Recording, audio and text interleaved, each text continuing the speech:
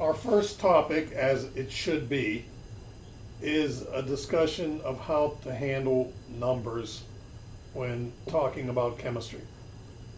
First of all, we should note very succinctly that everything we attempt to do is a numeric representation of a physical phenomenon. This was actually first noted by Pythagoras some 400 years before the birth of Christ, when he made a statement that all is number.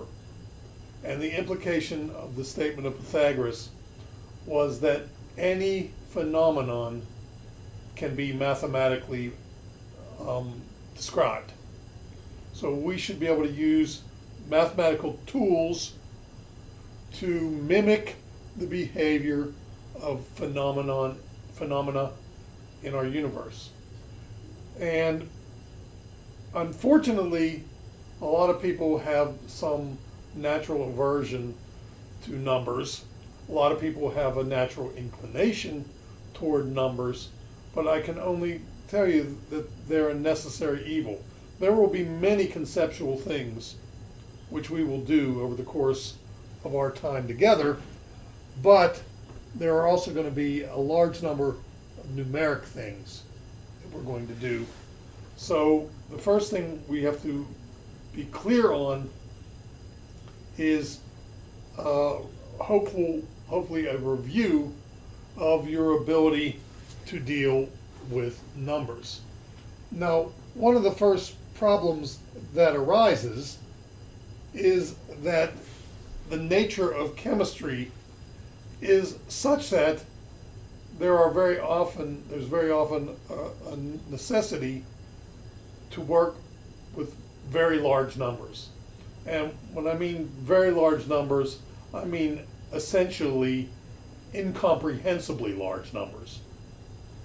For instance, as I'm showing here on this particular slide, I have your typical 1 liter bottle of water present, and if you somehow magically got nanoscopes out and were able to count the individual water molecules in the bottle, which is an impossibility even for a generation of people working over their lifetime, but in any event, if you were able to pull this off, what you would find is that this bottle of water contained roughly 33 septillion water molecules.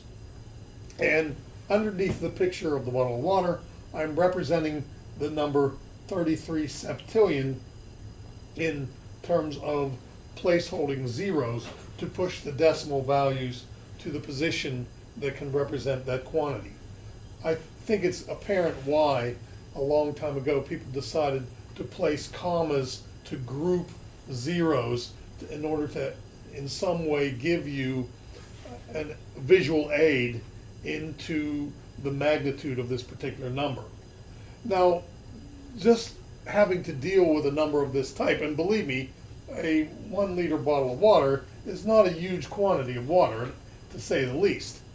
So even when dealing with this relatively normal amount of this substance, you're dealing individually with just this ridiculously large number of individual entities. And you can now, of course, appreciate that if you were charged with transpiring this number from one document to another, or even just the visualization of this number on its own, if it's presented to you on a piece of paper, you lose context as to the size of this. And there's also easy possibility to lose some of the zeros during transposition to another document and things of this sort. So needless to say, when you're dealing with numbers of magnitude of this type, there are issues due to the cumbersome nature of the number itself.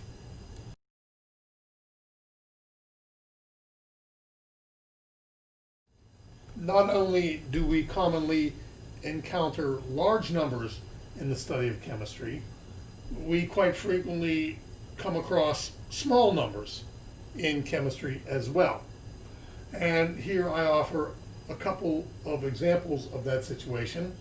Let's suppose you had a hydrogen atom, and as probably we know, but what we will certainly look into it in greater detail later, the hydrogen atom consists of an electron in orbit or connected in some electrostatic fashion to a proton of opposite charge, and that constitutes the makeup of the vast majority of hydrogen atoms in our universe.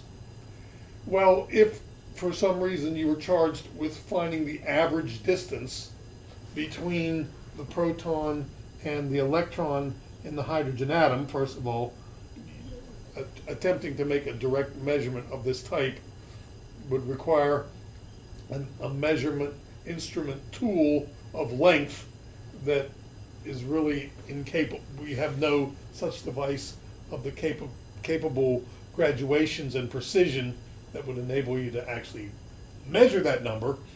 Typically what we do is we infer this distance by some other tricky properties of that we can perform on a hydrogen atom.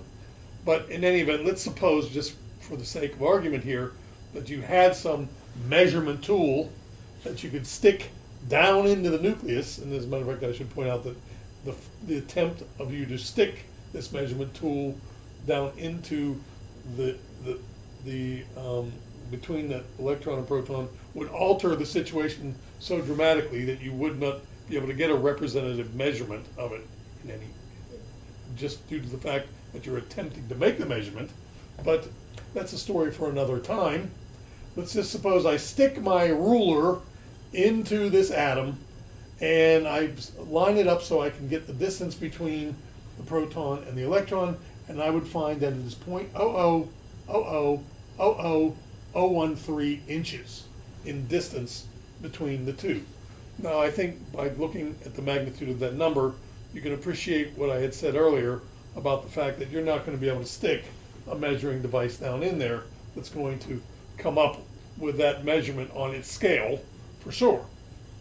Well, and then let's also take this hydrogen atom and place it on a balance or a mass weighing device. And once again, I would offer to you that we don't have any mass weighing device of sufficient graduation capability and accuracy and precision of digits to do such a measurement of this type.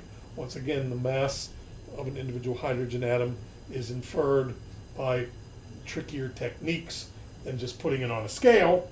But if we pretend for the moment that I can put my hydrogen atom on the scale and I read out the mass of this hydrogen atom, I would find 0.0000, and I'm not even going to attempt to get it correct how many zeros are in that number, and then I would put at the end of that the units of measurement, and in this particular instance it would be measured in pounds.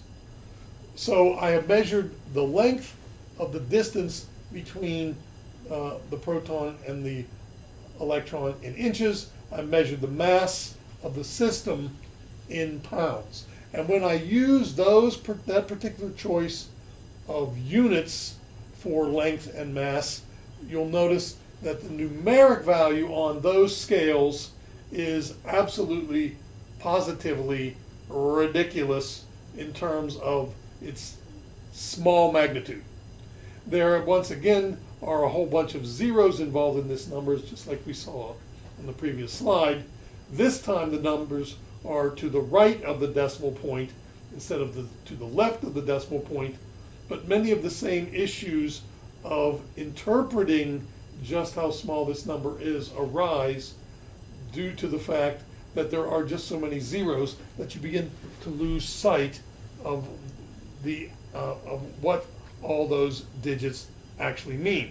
And again, if you were charged with transferring that number from one document to another, it's easy to see that it would be possible to drop off a few digits, lose a few digits in the conveyance from one document to another.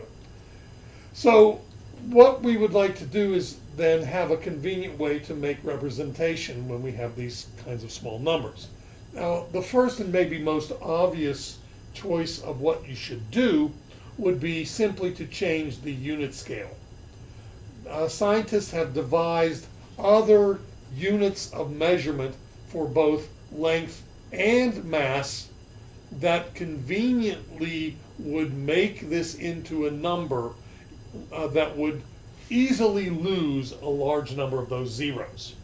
So we can get rid of these zeros, for instance, by not measuring the length between the proton and the neutron in meters, but maybe if we chose a unit such as that known as the angstrom to measure the distance between the electron and proton in this system. And likewise, we could choose other mass measurements in, say, micrograms or nanograms or things of that sort to describe the mass of this, and we would find in those units that we would eliminate a vast number of these zeros. Well, that's okay in the case where you're using dimension quantities, such as mass and length, but this wouldn't help you on the previous slide where we were counting the water molecules. There's really no units to simply counting up the number of molecules in the system, so we can't really, in that sense, scale the unit of measurement of just how many are present directly from counting the individual numbers of water molecules in the bottle. Now it turns out that scientists have cleverly devised a bushel basket of measurement in chemistry known as the mole, and if we use, instead of counting the atoms present in this sample in an individual form, but instead counted them in moles of water present in the sample, we would find that it would eliminate the vast majority of these zeros, and it would be an easily transferred number if we would somehow assign units to the amount of matter possible. So this is one way in which we can make numbers in chemistry that are small or large, tractable and easy to handle. We can get rid of the problem of the zeros by scaling the dimension of the measurement properly. There's an alternative way which I would like to first review with you to do so. We could still use the mass unit of pounds. We could still use the length unit of inches to measure the distance between the proton and the electron if we presented the number in a form different than the traditional decimal form of numbers, and that would be if we presented the number in scientific notation form. So let's review the ideas of science.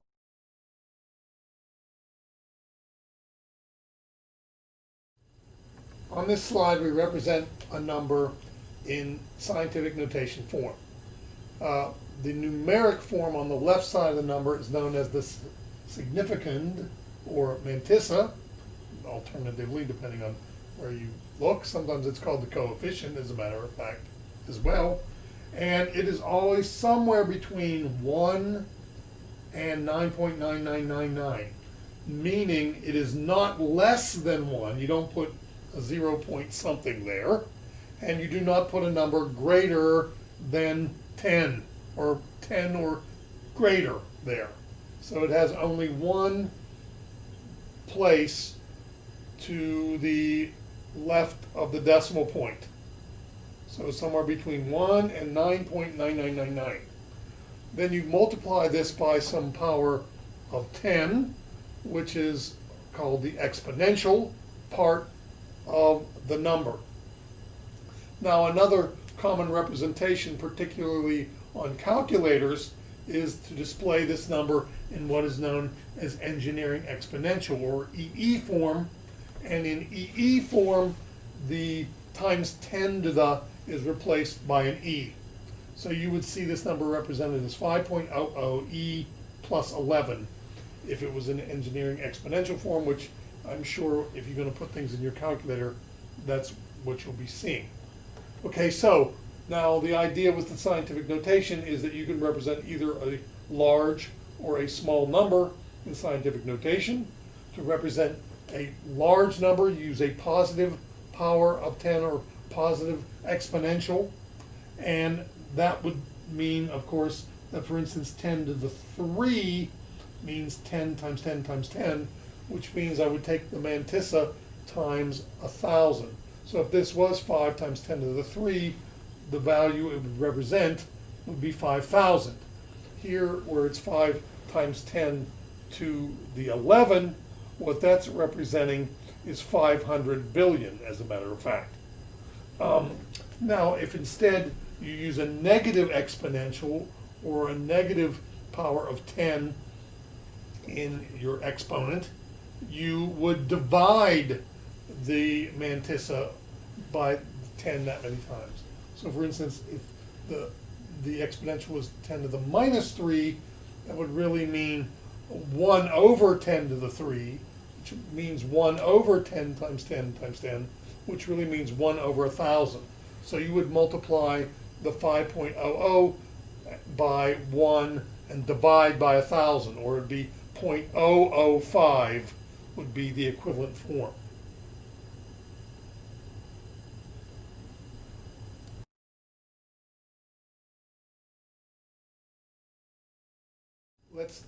Let's look at a couple of examples here.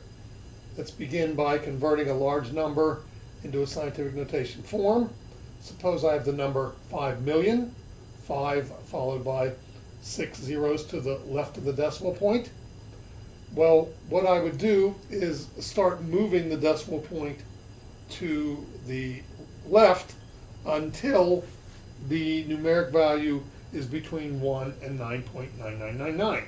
So I would move the decimal point until the remaining value is only 5. Well, then I would count the number of moves I made at that decimal point and include a power of 10 in the exponential for every time I move the decimal point once to the left. So I would make 6 moves of the decimal point to the left. That would mean I would need to multiply the 5 by 6 powers of 10. So an exponential form or scientific notation form, this value would be 5 times 10 to the 6th. Likewise, if I was going to change 32,500 into decimal form, I would move until the numeric value, I would move 4 times until the numeric value was 3.25. My mantissa is between 1 and 9.999, and I would have done 4 moves of the decimal point, so that means an exponential of 4 powers of 10, so that would be 3.25 times 10 to the 4. Now, then the next case would be for 2,014,000,000. I was going to change 2,014,000,000 into a scientific notation form. Continue to move the decimal point all the way 9 times over until the numeric mantissa is some number between 1 and 9.99. That would be 2.014. Notice I'm not losing any of the non-zero digits. That's something you should certainly do. Never lose the non-zeros. And that would mean that this value is 2.014 times 10 to the 9. Now the last number I showed there is a very important number in chemistry. This is the definition of the bushel basket of chemistry. It's known as Avogadro's number. It's the number of things in a mole of matter, and it's 602 septillion as a matter of fact, and that is 6.02 times 10 to the 23rd.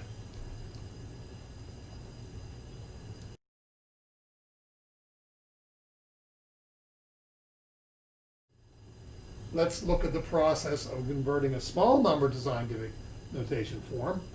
And you see the small number I have there is about 7 zeros, 1, 2, 3, 4, 5, 6 zeros, excuse me, followed by a 4 to the right of the decimal point. Now, what I need to do is change the numeric mantissa to a value between 1 and 9.99. That requires I move the decimal point 7 times to the right to get it to a number between 1 and 9.999. What that means is I'm dividing by 7 powers of 10 to make that move, so the value is 4 times 10 to the minus 7. Some other examples would be 0.0032 being represented as 3.2 times 10 to the negative 3, because I move the decimal point 3 times to make that to the mantissa into a number between 1 and 9.99. I see the examples below with a whole bunch of zeros, at least the second one has a whole bunch of zeros, and if I count how many times I must move until the decimal point is to the right of the 4, and that takes 11 moves of the decimal point to accomplish that, so that would be 4.0 times 10 to the minus 11. Now I want you to notice something when I did that move. I did not truncate off the zeros on the end of that number. If there were zeros present on the end of that number, leave the zeros there, because they have something to do with the significance of measurement. That's why this number is called a significand. It tells you something about how accurately the measurement is actually performed by how many of the digits of the decimal place are displayed in the particular answer. So never get rid of the zeros to the right of the non-zeros when you're moving the decimal point to the right. Always include them. Just make sure the mantissa is somewhere between 1 and 9.99. Same thing could be said for the final example there, 0.01010. I have to move the decimal point 2 times to make the mantissa between 1 and 9.99, but I'm going to keep all the remaining digits when I do so, including that 0 that is padding at the end of the value, because again, it has something to do with the accuracy of the measurement involved. So I would report this as 1.010 times 10 to the minus 2.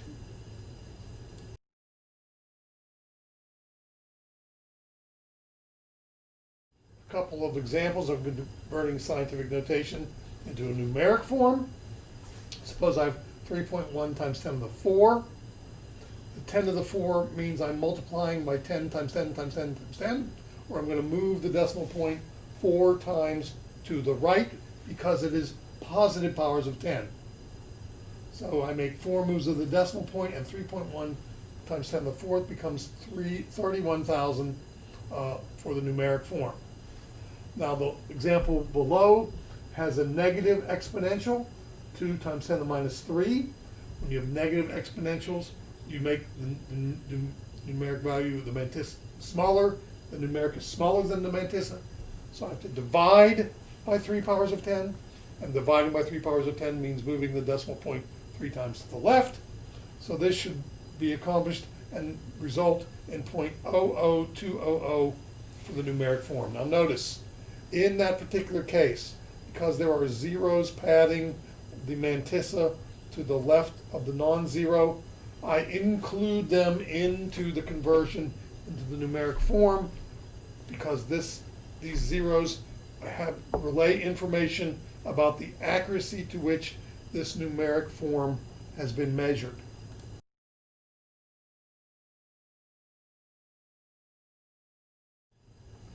So when we're attempting to study chemistry, that is going to involve making measurement. And when scientists communicate with one another with regard to their observations of chemistry, they're going to be communicating the measurements that they make between one another.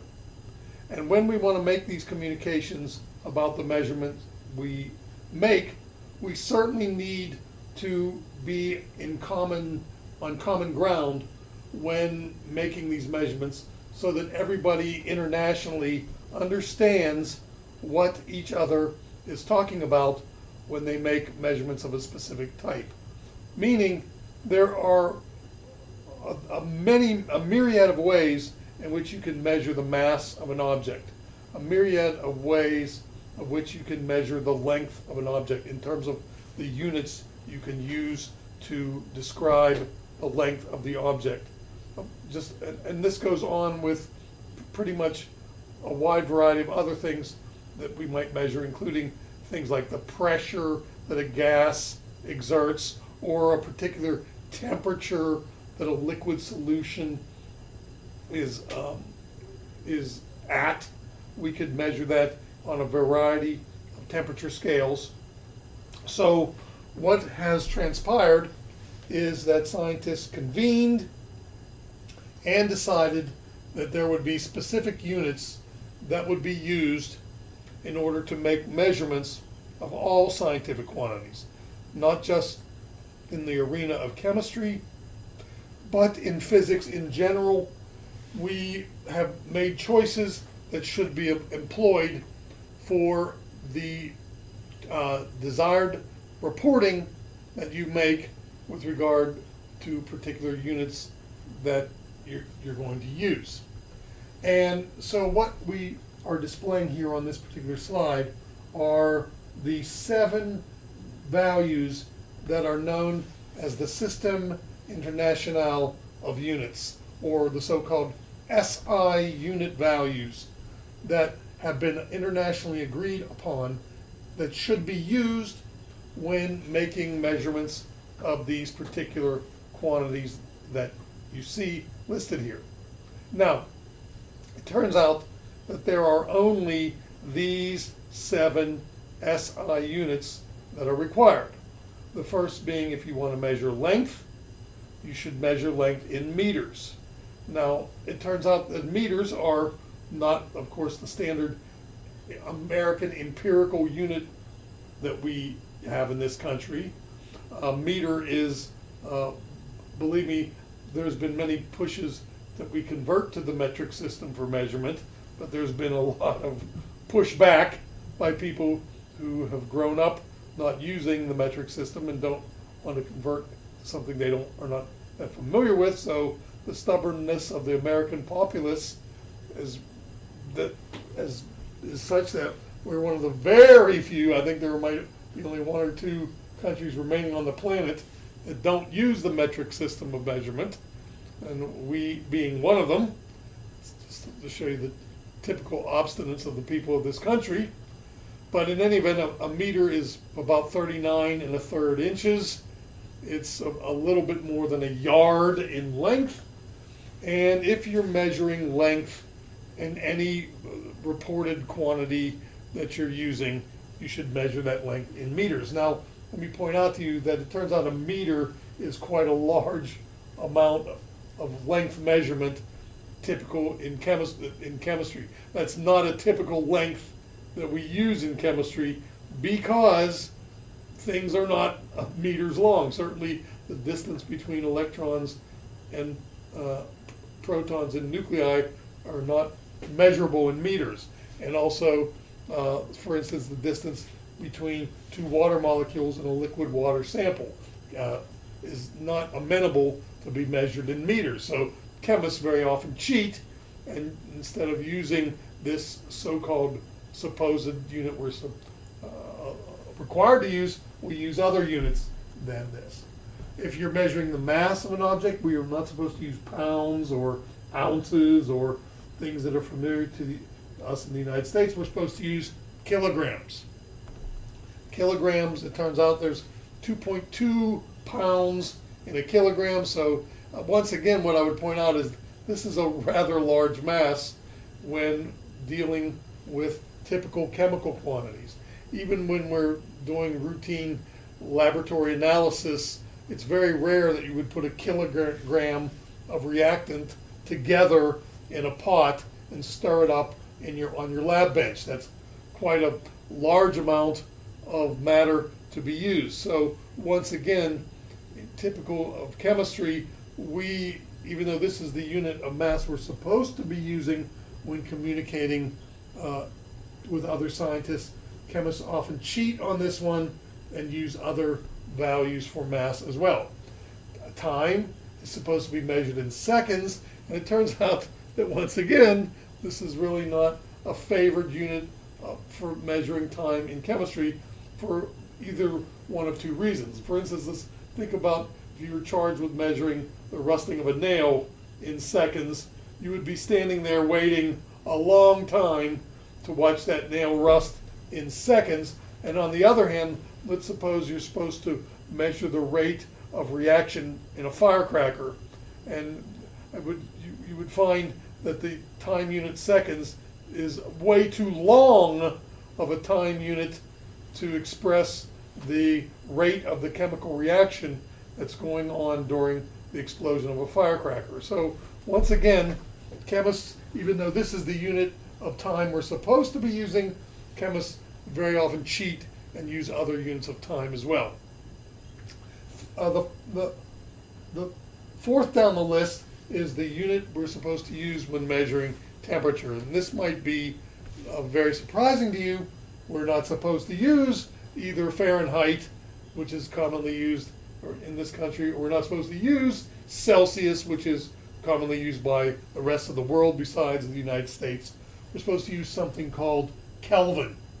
Now, what is the nature of this Kelvin temperature, which you may or may not have in fact ever heard of in your life? Well, the Kelvin temperature scale is interesting in regard to the fact that it assigns its value of 0 where the temperature scale actually originates. See, the Fahrenheit or Celsius scales have 0 values on them as well, but they are 0 values that are set to familiar behavior of the property of water. The 0 of the Celsius scale is set to where water freezes at atmospheric pressure. The 0 point of the Fahrenheit scale is set where a saturated salt water solution freezes on the Fahrenheit scale. That is certainly not the coldest possible temperature on the planet. The Kelvin scale is set at the coldest possible temperature, where there is no heat energy in a system. That is assigned 0 Kelvin. And on the Celsius scale, that would be minus 273 degrees. And on the Fahrenheit scale, that's down in the negative 450s, where that would occur on the Fahrenheit scale. So the Kelvin scale is preferred because it is a scale that doesn't have any negative temperatures. It has all positive temperatures, starting at 0 being the situation where there's no heat energy present at all. Okay, now then after temperature comes this celebrated quantity I talked about a moment or two ago, when you're going to count how many things you have in a sample. We actually have described a unit for that. Now this is not uncommon to other systems of counting. We all are familiar with the fact there are 12 donuts in a dozen. So if you order a dozen donuts, you know how many donuts you're getting. There are 144 things in a gross, which is 12 dozen. 12 times 12 is 144. So 12 dozen is a gross of things. A case of soda is 24 soda cans in the case. So in chemistry, a mole of matter turns out to be 6.02 times 10 to the 23rd things present in the sample. Now the reason there are so many things present in order to count a mole of matter is that individual things in chemistry, like atoms themselves, are so tiny that you need a huge number of them, such as 6.02 times 10 to the 23rd of them, in order to have a tractable amount that will fit in the palm of your hand. So it sounds like there's a lot of things present in a mole, but due to the fact that individual atoms themselves are so tiny, this is really not such a huge number itself.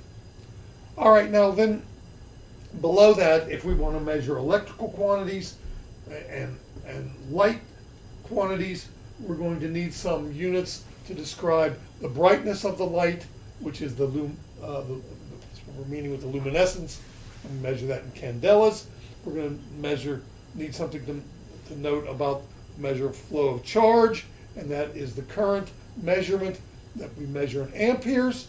So in combination, when we have these 7 different base units that you're supposed to use, in theory, we have covered all possible measurements that are needed to do just by describing the usage of these 7 units. So this is essentially all you really need to measure anything that you want. A unit in one of these 7 forms. And the astute of you out there will say, wait a minute, there's a whole bunch of things that aren't represented in these 7 units. Like, for instance, what about volume? There's no mention of measuring the volume of an object. Well, that's because volume can be derived from length. Volume is what is known as a derived unit. It is length times width times height, or length cubed. So you can derive a volume unit from a length unit.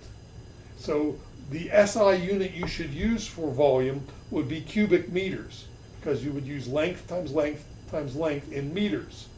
Now also you would note that there's no unit for, say, energy, because energy is a derived unit.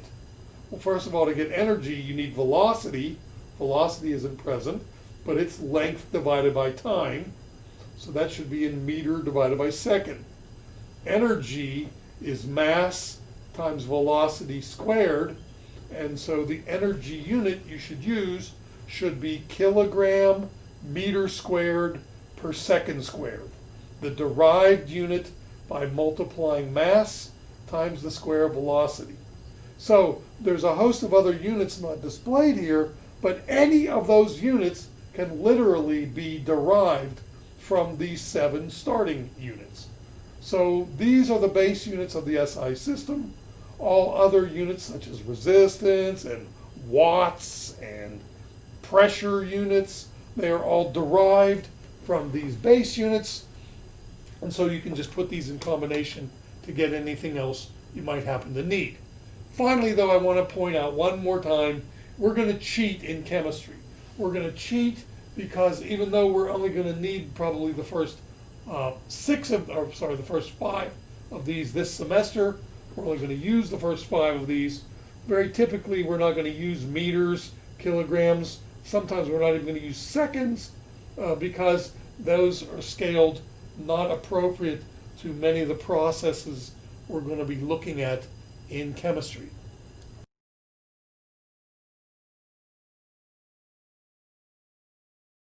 One of the things that's going to be required of you is that you are versed in the usage of the metric prefixes in order to scale units to larger or smaller dimension.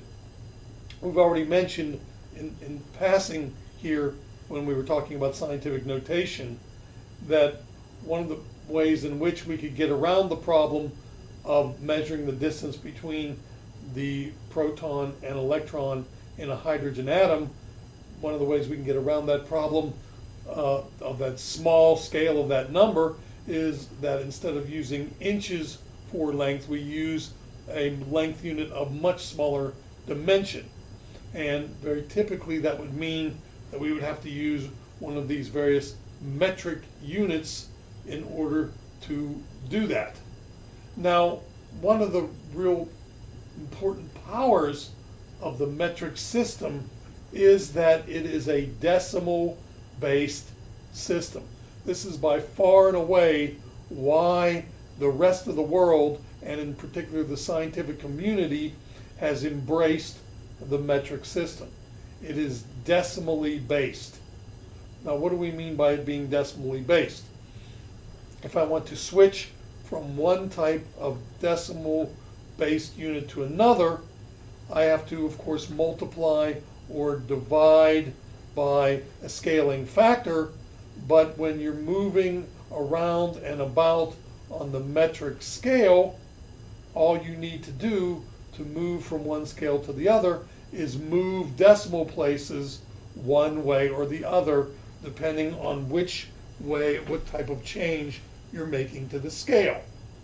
Now, there's many other points that should be made at this particular juncture, one of them being the fact that the utility of these prefixes is displayed in the fact that the same prefixes are used when changing on the mass scale, as are used when changing on the length scale, which are used as changing, for instance, like on the volume scale.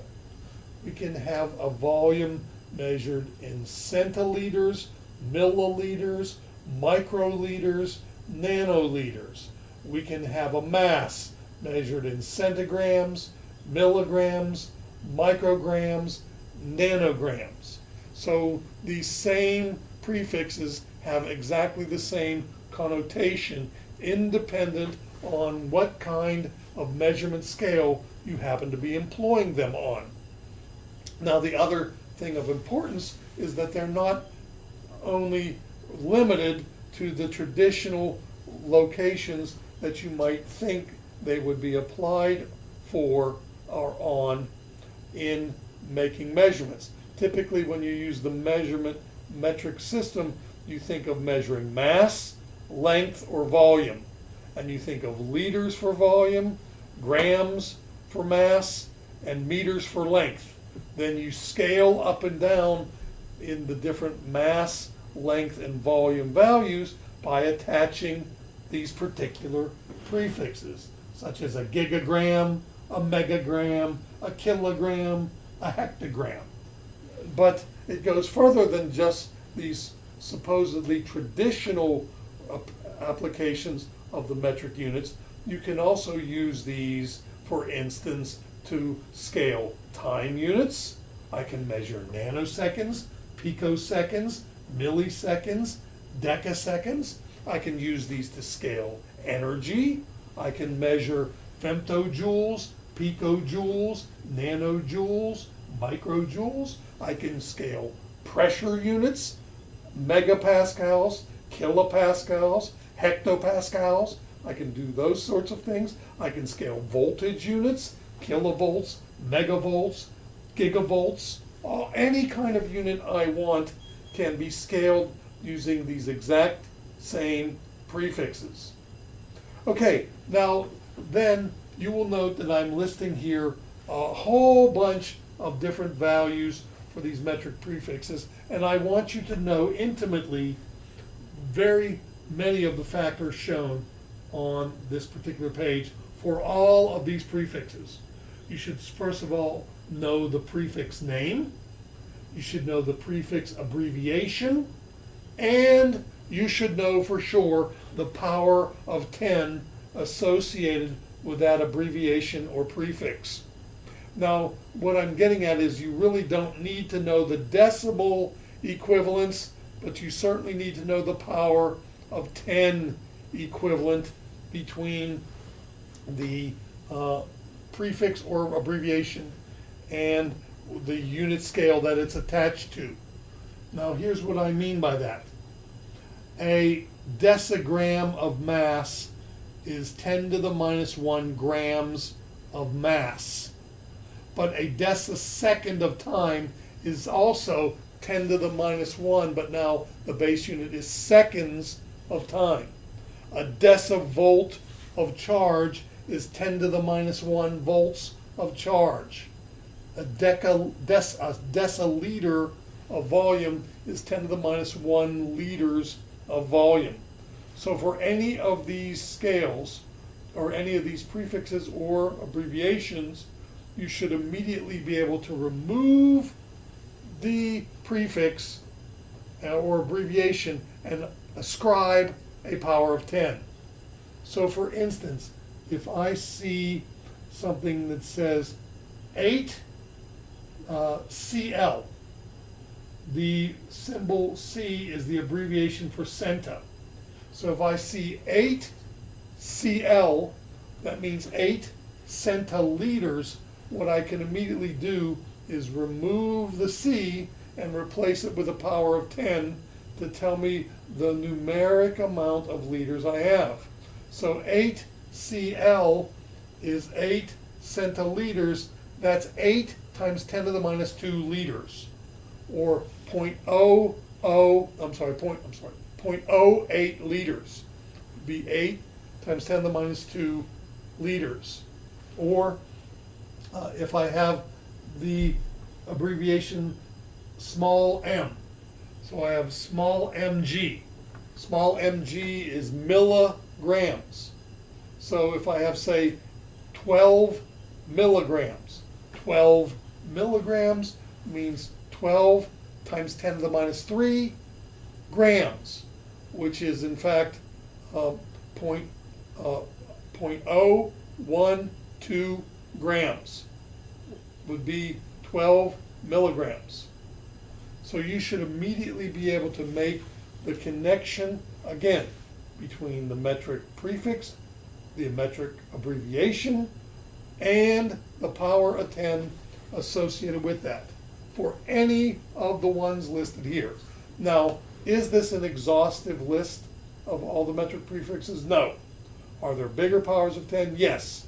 Are there smaller powers of 10 with prefixes? Yes.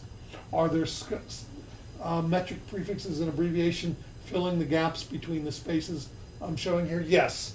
But these are the ones that I require you to know. All right. Now, let me try to give you some appreciation for why these are so powerful and important.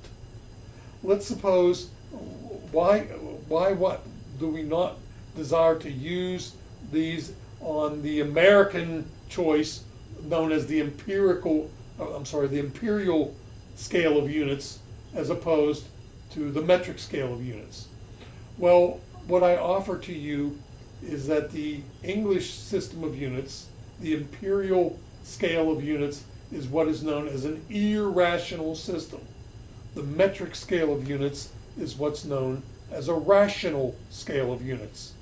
Now, that's not trying to imply that the metric scale is for sane people and the imperial scale is for insane people.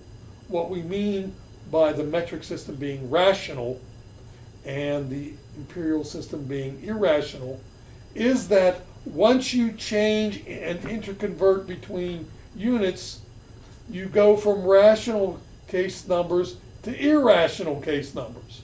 Here's what I mean. If I have, say, 1 kilogram, I can move that into grams by simply moving the decimal place, and I will now have 1,000 grams. I can move the 1 kilogram into megagrams by dividing by 1,000, and that'd be 0.001 megagram. Notice all I'm doing is sliding the decimal point around to change the kilograms into grams or the kilograms into megagrams. But all I'm doing when I'm doing that is keeping the number in its rational state. Let's contrast that by saying I want to change 1 ounce into pounds. Well, there are 16 ounces in a pound. So I have to divide 1 by 16, and that is 0.25.121.0833333333. That's what you get when you do that. You have changed a rational value of 1 ounce into an irrational number of 0.033333. Okay, now let's say, for instance, I want to change inches into feet. I have to divide the inches by 12. That whacks the number entirely. In the metric system, when I change from, say, millimeters to centimeters, the number stays exactly the same form. The decimal point slides, but the values in the number answer are exactly the same. Now let's suppose I want to change my inches into miles. First I have to divide by 12 to change the inches into feet. Then I have to divide by 5,280 to change the feet into miles.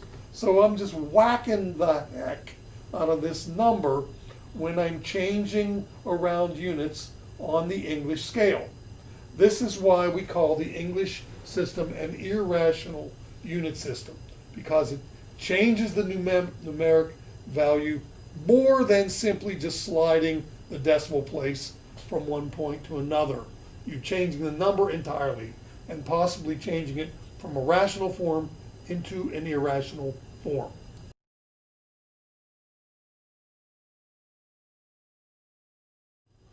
one of the things I'm going to expect that you're able to do is to convert any metric quantity displayed in one unit scale into a metric quantity in another unit scale. Now, you can do so using scientific notation, you can do so using numeric form.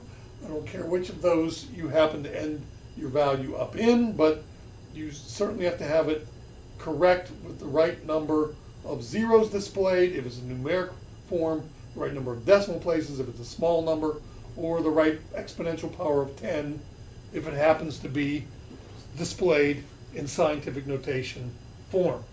So let's run through a myriad of examples of doing these conversions. We'll also go over some of these in the classroom setting as well, and also there are some of these that you can practice and try online as well. So let's look at converting 2.56 meters equals how many kilometers or kilometers. Now, so what you are going to be required of you to be able to pull this off is that you got to know how many meters are in a kilometer or vice versa. The easiest way I can tell you for you to know how many meters are in a kilometer is that you simply take the K, the abbreviation for kilo, and you replace it by the exponential form of the power of 10, this that connects kilo as a prefix. If you refer to the previous slide, the K abbreviation is connected to 10 to the minus 3. So when you have 2.56 meters and you want to convert that to kilometers, the conversion factor that you should employ is that 1 km, just remove the K and replace the K with the power of 10 associated with K, so that 1 km is 10 to the 3 m. So this value, 1 km equals 10 to the 3 m, is now what we call a conversion factor. The conversion factor can be applied to the value which we desire to convert in order to change it from m into km. In order to do so, we need to divide or multiply by one or the other side of this equation. So then comes the issue. How do I line the conversion factor up to change my beginning value in meters into an ending value in kilometers?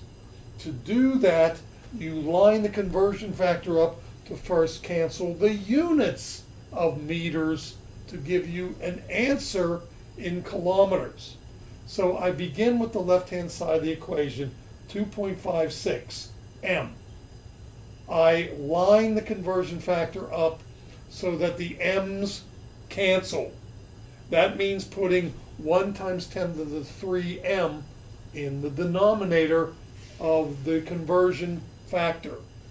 So once I decide what is going in the denominator of the conversion factor, the other side of the conversion factor equation goes into its numerator. So the conversion factor necessary to convert meters to kilometers is to line it up so that the meters are on the bottom to cancel the meters on the left, and the kilometers are on the top to give the answer in units of kilometers. Now, once I've decided a way to line up the conversion factor, before even multiplying or dividing the numbers, I should check with the units to make sure they're lined up correctly. This is called dimensional analysis. The units should cancel correctly to leave only the units of answer that you desire, and only if that occurs are the numbers lined up correctly to multiply and divide. So again, before even getting my calculator out and punching numbers into my calculator, I will first note that the m on the left divides into the m in the denominator of the conversion factor and cancels, leaving only a km unit behind. So dimensionally speaking, the units line up to give me an answer in km. So that means the numbers line up to multiply or divide correctly. Excuse me. So I need to take 2.56 times 1 divided by 1 times 10 to the 3. And when I do that, I would get 2.56 times 10 to the minus 3 kilometers, or 0.0256 kilometers. Your calculator should either spit out 2.56 e negative 3 or 0.0256 when you calculate this conversion. Now, please, a couple things to state. Don't leave any of the digits off in the numeric form. There were 3 non-zero digits for the length in meters to begin with. There should be 3 non-zero digits in the kilometer value displayed on the right as well. Okay, now, second thing to note is make sure you put units down. The answer comes out in km, so you should have a km unit present in your answer. And the third thing I want to say is if this is not properly entered into your calculator, you might get the wrong answer. Now, even if you think you've lined everything up correctly, punching these values in your calculator can also be punched in incorrectly. Here's exactly what I mean by that. Suppose you have the left-hand side of this equation lined up correctly so that you know that you need to do the following in your calculator. 2.56 times 1 divided by 1 times 10 to the 3. And here's what you enter in your calculator. 2.56 times 1 slash, meaning divide, 1 times 10 caret 3. Now that sounds like you did the right thing, but let me point out to you that you didn't do the right thing because your calculator doesn't understand your order of operation.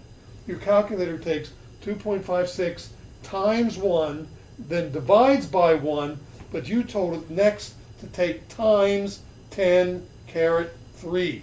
So your answer would have come out 2.56 times 10 to the plus 3 if you did this improper entering of the value in your calculator. What you should do to do it correctly is one of two ways. Take 2.56 times 1 slash, using parentheses on this after the slash, 1 times 10 caret 3, close parentheses. That instructs your calculator to divide by the factor 1 times 10 to the third in its entirety. So make sure you do it in that fashion. Or you could have entered it this way, and it would give you the right answer.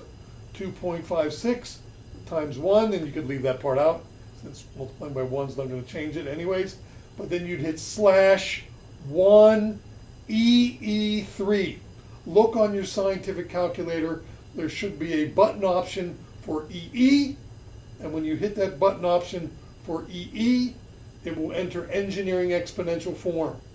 And when you hit 2.56 slash 1 EE3, you do not need parentheses. It understands that you're not only dividing by the 1, you're dividing by the engineering exponential 3 as well. And that would give you an answer 2.56 E negative 3, which is the engineering exponential form of that answer. Okay, now in example 2 on this slide, I'm supposed to convert 4.2 kilometers into meters. Once again, I'm taking the km into m, so I need to know the transformation of that prefix of k, meaning 10 to the 3. 1 km is 10 to the 3 m. So really this is the same conversion factor applied in problem 1, but now instead of changing meters into kilometers, I'm changing kilometers into meters. Now you could either do one of two things, which is memorize that what I should do here is to multiply by the conversion factor, or you could use dimensional analysis, which means line the conversion factor up to cancel the kilometer unit, get rid of it, and leave me in metric units or meter units. So that means I take my 4.2 on the left, I look at my conversion factor and decide which side of the conversion factor goes in the denominator, which side of the conversion factor goes in the numerator. Since I'm trying to this time eliminate kilometers, the conversion factor side of 1 km goes on the bottom. This naturally puts the 1 times 10 to the 3 m on the top. Now before I put the numbers in, dimensionally check that the km's cancel and the answer comes out in m. And so now, since I note the dimension is correct, then the numbers are lining up correct. It went with those dimensions. So 4.2 should be taken times 1 times 10 to the 3, and that should be divided by 1.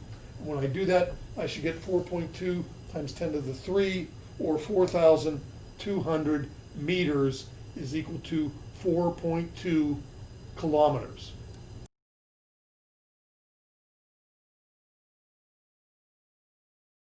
Let's look at a third example here. Let's look at the conversion of 526.7 nanoliters into the number of liters present. Okay, so I need to know a conversion factor to take me from nanoliters to liters. To do so, again, maybe not at this time, but by the time we get through doing many more of these examples, you should recognize that 1 nanoliter means, to find its conversion factor, remove the n and replace it with the power of 10 associated with little n. 1 nanoliter is 1 times 10 to the minus 9 liters. So this again constitutes a conversion factor between liters and nanoliters. So now I need to properly line up this conversion factor in order to eliminate the nanoliter unit and end up my answer in liter units. To do so, since nanoliters is the original value that the number is expressed in, I want to get rid of nanoliters. So the nanoliter side of the conversion factor goes in the denominator. This puts the liter side of the conversion factor in the numerator. So I line it up as shown on the second line. 1 times 10 to the minus 9 liters over 1 nanoliter. Now before I push the calculator buttons, I should note that the nanoliter units are going to divide out, and when they divide out, they're gone. The only unit left then is the liter unit, which when I multiply everything out, the answer comes out in liters. So dimensionally speaking, everything is lined up correctly. So what I then therefore need to do is take 526.7 times 1 times 10 to the minus 9, and then divide by 1.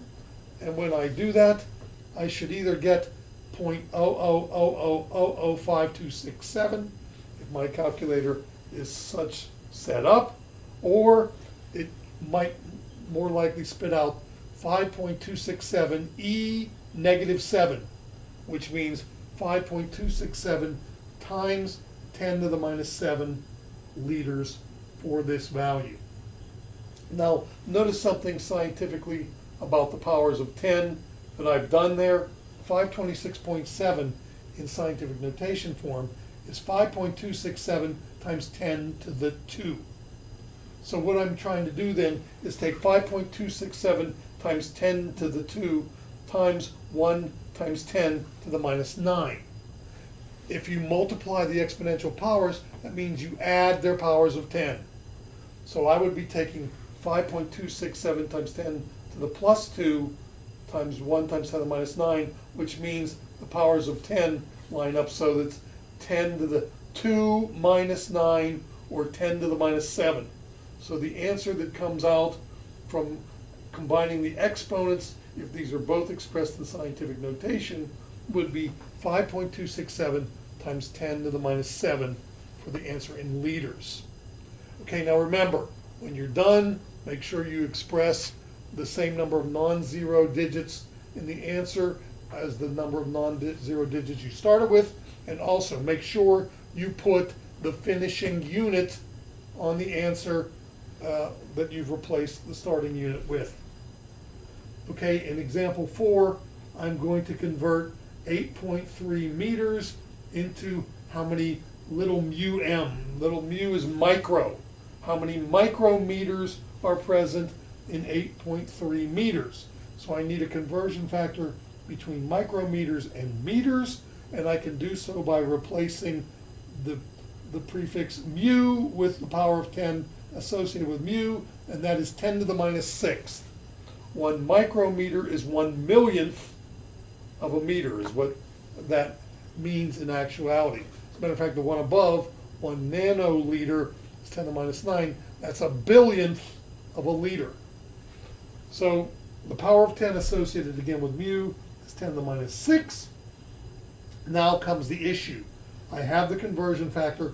Do I multiply or divide by the 10 to the minus 6 in order to change meters into micrometers? Again, I will argue to you, do not attempt to memorize what to do. What you do is dimensionally analyze what to do. I want to get rid of the m, so I take the m in the conversion factor and divide my starting value by the m in the conversion factor. That naturally puts the mu m on the top. So the m goes on the bottom, the mu m goes on the top. So the number by the m goes on the bottom, the number by the mu m goes on the top. So I line the conversion factor as shown at the bottom of the slide. 8.3 m times 1 mu m divided by 1 times 10 to the minus 6th m. All right, now, let me first make sure dimensionally everything is correct. The m units are canceling. The mu m unit doesn't cancel, so it's in the answer. So when I line the conversion factor up in this style, I will be converting meters into micrometers. So now that I've assured that the units are lined up correctly, let me now just do the same thing I did to the units, I do to the numbers. So I will take 8.3 times 1, and I will divide by 1 times 10 to the minus 6. And when I do that, I should get 8.3 times 10 to the 6th micrometers, or 8,300,000 micrometers. That should be the answer that you get in this particular arrangement of the conversion of micrometers, or of meters into micrometers.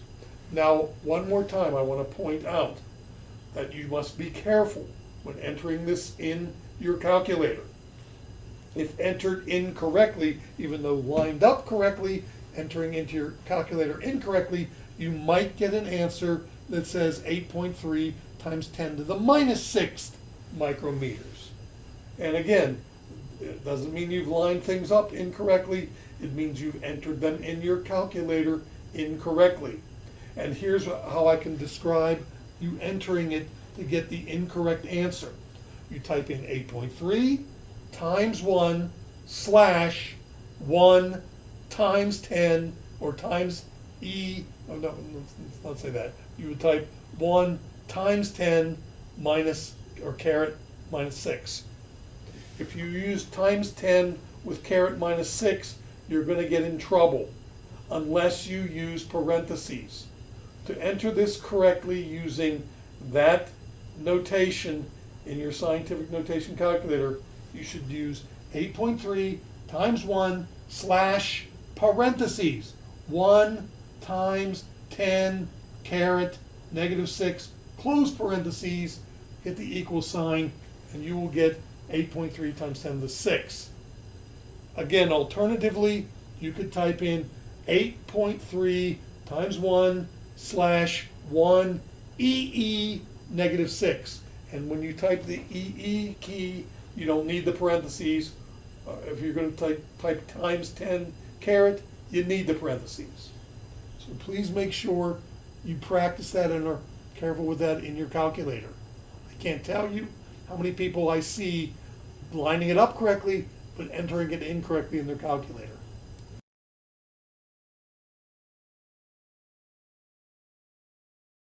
All right, let's look at some two-step conversion factors. What I mean by a two-step conversion factor is I'm not going from a prefixed unit to the base unit, I'm going between two different prefixed units. Now maybe just looking at an example will tip off what I mean here. In example number 5, I'm going to take 285.6 centigrams and figure out how many capital M or megagrams this represents. Now, let's please make sure of this first one before we even get going. The symbol M has to be noted of what, whether it's capital or lowercase. Capital M is representing the power 10 to the plus 6. Little m is milli, that's representing the power 10 to the minus 3. In this particular instance, we're looking at capital M. Capital M is the abbreviation for mega. In this particular instance, we're looking at megagrams, and mega is the prefix meaning million. So here are the conversion factors I'm attempting to do. Notice I'm going from centa to mega. Now, I probably don't know directly offhand the number of powers of 10 between centa and mega. What I do know is how to convert from centa to plain grams. So I can go from centigrams to grams because I know the centa prefix means 10 to the minus 2 grams. Centa means 10 to the minus 2. So 1 centigram is 1 times 10 to the minus 2 grams. Now then I want to end up in megagrams. The capital M means 10 to the 6th. So 1 megagram is 10 to the 6th grams.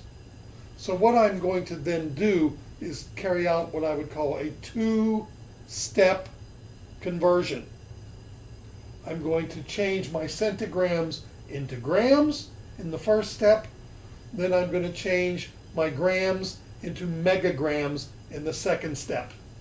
Now the astute of you out there might be able to figure out the conversion factor between centa and mega. And you can do that by properly combining the powers of 10. And as a matter of fact, you would see that 1 megagram is equal to 10 to the 8th centigrams. Now if you have the astute ability to come up with that conclusion, then go, more power to you. What I'm trying to show you is for the beginners that are doing this in the simplest possible fashion, you should recognize from the abbreviation the power of 10 associated with that abbreviation. So since there are two different abbreviations employed here, I have two different powers of 10 that need to be used to do this interconversion. So my two powers of 10 are 10 to the minus 2 grams and 10 to the plus 6 grams. 10 to the minus 2 is for the centa, 10 to the plus 6 is for the mega. All right, so then, how do I line these up? First of all, I need to apply them both in order to get between centa and mega. How do I know which one to line up? Well, first, approach it by getting rid of the centa. The only conversion factor that gets rid of the centa is the one on the left. To get rid of the centa, I need to take the left conversion factor and put its centigram part on the bottom. This naturally puts the gram part of it on the top. If I stop my conversion there, my answer will come out in grams. And as a matter of fact, I would have gotten 2.856 grams for the answer if I did only the first conversion. But to complete the problem, I need to convert the answer that is now in grams into megagrams. So I would need to apply onto the answer of the first the conversion factor for the second. And which way do I line it up? Do I put the mega on the top? Do I put the mega on the bottom? To understand how to do that, I now need to eliminate the gram unit from the first answer. So I put the gram unit of the second conversion factor on the bottom. This naturally puts the megagram unit on the top. So when I'm done, they are lined up as you see on the third line down. 285.6 centigrams times 1 times 10 to the minus 2 grams divided by 1 centigram times 1 megagram divided by 1 times 10 to the 6th grams.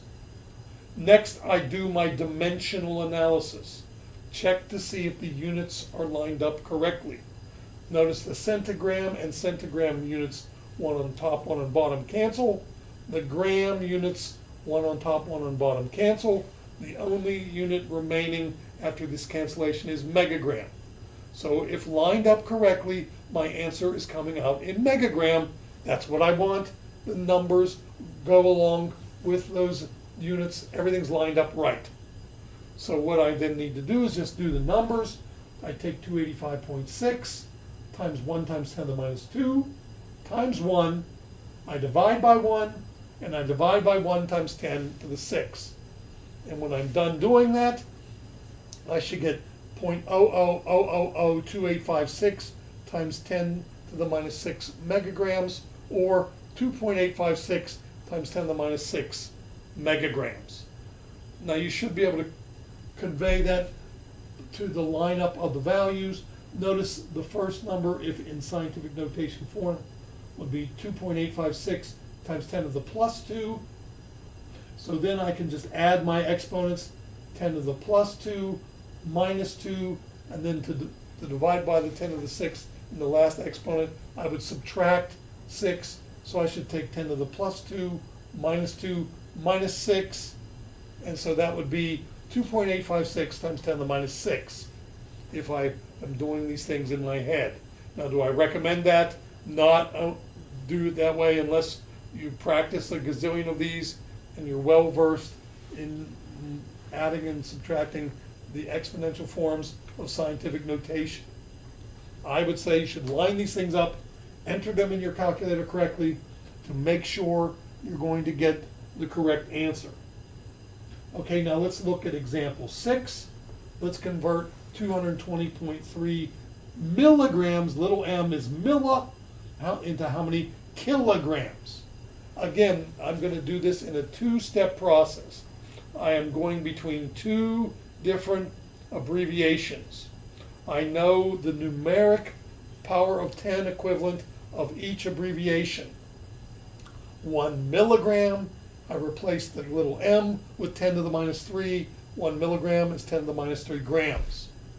For the second conversion factor, 1 kilogram, I replace the k with 10 to the plus 3. So 1 kilogram is 10 to the plus 3 grams. Now I need to line both of these conversion factors up to eliminate the milligram unit, finish me up in kilogram units. So I line the first conversion factor, eliminating mg. So I take the conversion factor's mg value on the bottom. This puts the g value of it on the top. So it is lined up as shown. Then I need to use the second conversion factor to eliminate that g and end me up in kg. If I only apply a single conversion factor, I will be converting milligrams into grams, and I would get an answer in grams. As a matter of fact, I get 0.2203 grams is equal to 220.3 milligrams. That's not what I'm asked to do. I'm asked to convert the milligrams into kilograms. So when you do apply the second conversion factor, lined up to eliminate the gram conversion factor of the first conversion and end me up in kilograms for the answer. So I line it up as shown in the bottom of the slide. Now, before multiplying and dividing the numbers, let's multiply and divide the units, or in other words, do the dimensional analysis. The milligram units cancel with 1 in the top and bottom. The gram units cancel with 1 in the top and bottom. The answer is in kilogram units, which is what I desire. So the units are lined up correctly. That means the numbers that go along with those units must be lined up correctly. So I need to take the 220.3 times 1 times 10 to the minus 3, and then I have to divide that by 1 times 10 to the 3. If done so, correctly entered into my calculator, I should get 0.002203 kilograms. I'm sorry, scratch that. I should get 0.0002203 kilograms, or 2.203 times 10 to the minus 4 kilograms. Now, I could probably see that if I look closely. For those of you who are with me on the powers of 10, the first number has 2 powers of 10 if I convert 220.3 into scientific notation. So I'll take the 2 powers of 10 from that and add -3 for the multiplication of the second one, and then subtract 3 for the third one. So I should take 2 minus 3 minus 3, which ends up being 10 to the -4 times the 2.203 for the mantissa of the scientific notation of the first value. So again, make sure you practice these on your own. Make sure you're entering them in your calculator correctly.